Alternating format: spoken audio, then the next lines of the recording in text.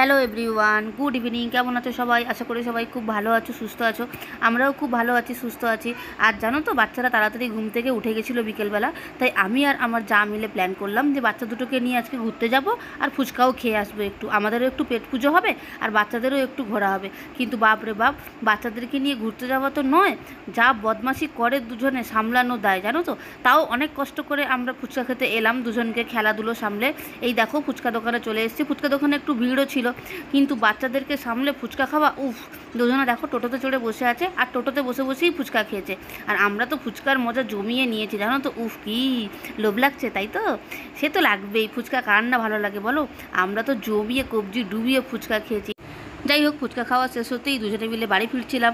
ওদিকে দেখো ও বাচ্চাদের পিছনে দৌড়চ্ছে, বাচ্চারা যা বদমাশি করছে তোমাদেরকে তো আগেই বললাম। আর বাড়িতে ফেরার পথে এই দেখো আমি এই ফুলটা তুলে নিয়ে এসেছি। ফুলটা তো আমার দারুণ লাগে। চলো আজকের মিনি ব্লগটা এখানেই শেষ করলাম। দেখা হচ্ছে পরের একটা ব্লগে। Take care, by.